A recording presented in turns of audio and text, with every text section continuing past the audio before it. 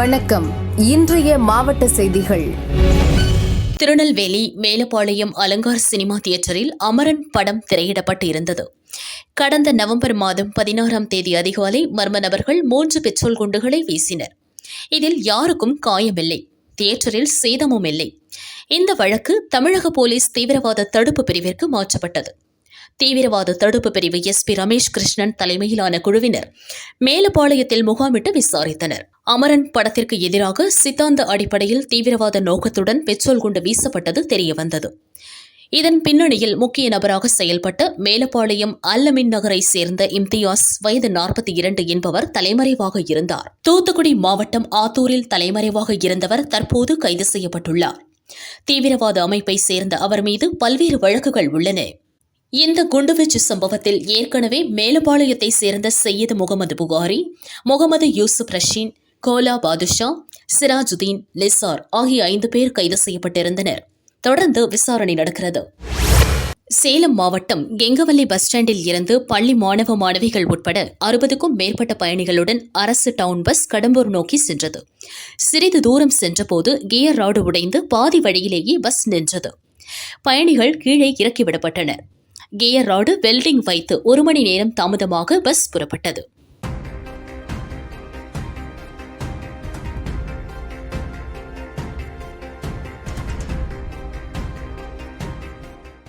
சேலம் மாவட்டம் ஆத்தூர் புது பஸ் ஸ்டாண்டில் இருந்து வீரகனூருக்கு இயக்கப்பட்ட அரசு டவுன் பஸ் மொம்மூடி சாலையில் சென்றபோது கியர் பாக்ஸ் லாக் ஆனதால் பழுதாகி பாதி வழியிலேயே நின்றது. 20 பயணிகள் கீழே இறக்கிவிடப்பட்டனர். ஆத்தூர் கிளை டெப்போவில் இருந்து மாற்று பஸ் வரவழைக்கப்பட்டு அந்த பஸ்ஸில் பயணிகள் சென்றனர். ஆத்தூர் பகுதியில் டப்பா பஸ்களை இயக்குவதால் பாதி வழியில் நின்று விடுவது வழக்கமாகிவிட்டது. தரமான பஸ்களை இயக்க வேண்டும் என பயணிகள் வலியுறுத்தினர். சேலம் மாவட்டம் ஆத்தூர் RTO அரசு ஹாஸ்பிட்டலின் இந்திய மருத்துவ சங்கம் மற்றும் ஆத்தூர் போலீஸ் சார்பில் தேசிய சாலை பாதுகாப்பு மாத விழிப்புணர்வு ஊர்வலம் நடைபெற்றது. இதை இந்திய மருத்துவ சங்கத்தின் மாநில தலைவர் டாக்டர் செங்குட்டுவேல் துவக்கி வைத்தார். RTO ரகுபதி தலைமை வகித்தார். பிரேக் இன்ஸ்பெக்டர் செல்வகுமார் தலைமை, டாக்டர் ஜெயலட்சுமி தலைமையில் சாலை பாதுகாப்பு உறுதிமொழி ஏற்கப்பட்டது. நகரின் முக்கிய வீதிகள் வழியாக சென்ற ஊர்வலத்தில் சாலை பாதுகாப்பு விழிப்புணர்வு பதாகைகளை ஏந்தியபடி டாக்டர்கள், இந்திய மருத்துவ சங்க நிர்வாகிகள், நர்ஸ்கள் மற்றும் கல்லூரி மாணவ மாணவிகள் கலந்து கொண்டனர்.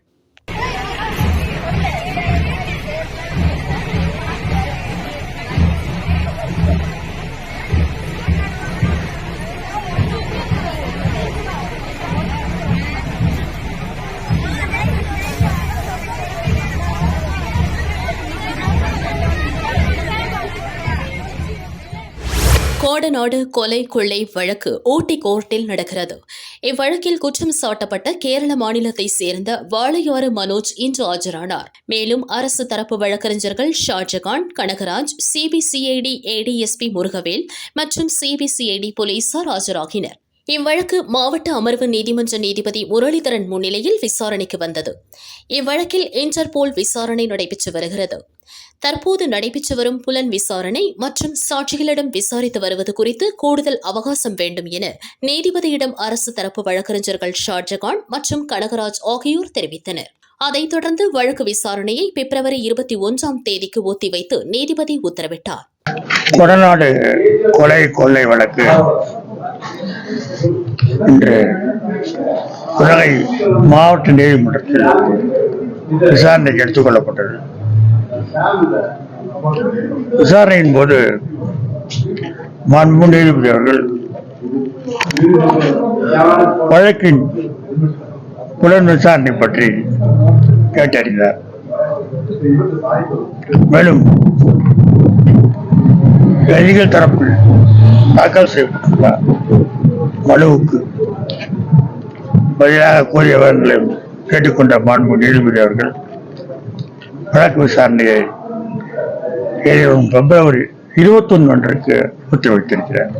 எதிரிகள் தரப்புல லோக்கல் இன்ஸ்பெக்ஷன் சம்பந்தமா அவங்க கொடுத்த மனுவுக்கு அரசு தரப்புல ஏற்கனவே அந்த இடத்தை இன்ஸ்பெக்ட் பண்ணி அது சம்பந்தமா சர்வேயர் வச்சு அளந்து அது சம்பந்தமா போட்டோக்கள் எடுத்து விரிவான அறிக்கையை சென்ற மார்ச் மாதமே நாங்கள் தாக்கல் பண்ணோங்கிற வார்த்தை நீதிமன்றத்துக்கு எடுத்து செலுத்த சொன்னோம். அதில் சொல்லிட்டோம், ஏற்கனவே நாங்கள் சொல்லியிருக்கிறோம். ரெண்டாவது நீதிமன்றம் தான் வந்து லோக்கல் இன்ஸ்பெக்ஷன் பண்ணணும்னு சொல்லி சிஆர்பிசி 310 இப்போ வந்து பிஎஸ்என்ஸில் 340 ரெண்டுலேயுமே நீதிமன்றம் தான் இந்த அதிகாரம் இருக்குன்னு சொல்லியிருக்கிறோம். எதிரிகள் தரப்பு இல்லைங்கிற ஏற்கனவே நாங்கள் சொல்லிட்டோம். முன்னாள் முதல்வர் எடப்பாடி விசாரணை மேற்கொள்ள சார், நான் ஏற்கனவே சொல்லியிருக்கிறேன், எதிரிகள் தரப்புல சாட்சியை விசாரிக்கணும்னு அவங்க கொடுத்த மனு வந்து நாங்கள் கூடுதல் புலன் விசாரணை ஃபர்தர் இன்வெஸ்டிகேஷன் பண்ணணும்னு சொல்றதுக்கு முன்னாடி கொடுத்த மனு அது. அப்போ ஸ்டேஜ் எதிரிகள் தரப்பு விசாரணை அப்போ கொடுத்த மனு அது. தற்சமயம் 173(8) சிஆர்பிசியில் கூடுதல் புலன் விசாரணை செய்யணும்னு சொல்லி மனு கொடுத்துருக்கனால இப்போ இருக்கிற ஸ்டேஜ் வந்து கூடுதல் புலன் விசாரணை. உங்க எல்லாருக்கும் தெரியும், கூடுதல் புலன் விசாரணை முடிஞ்சதுன்னா அந்த புலன் விசாரணை அடிப்படையில் நீதிமன்றத்தில் ஒரு அறிக்கை தாக்கல் பண்ணணும். அந்த நீதிமன்றத்தில் அறிக்கை தாக்கல் பண்ணும்போது அது அரசு தரப்பு சாட்சிகள் இன்னும் மற்றவர்களும் அதில் வரும்.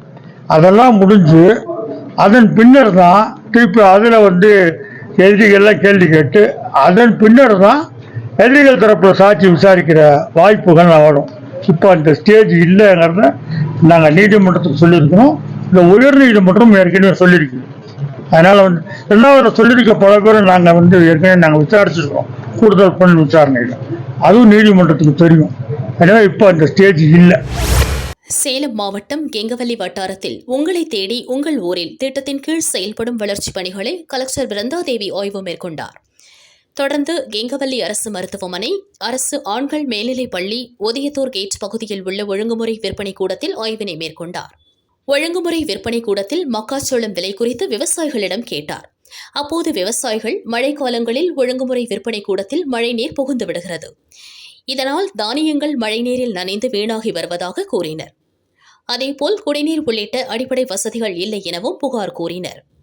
அதைத் தொடர்ந்து அதிகாரிகளை அழைத்த கலெக்டர் தேவையான அடிப்படை வசதிகளை உடனே மேற்கொள்ள உத்தரவிட்டார். ஆத்தூர் ஆர்டிஓ பிரியதர்ஷினி உடனிருந்தார்.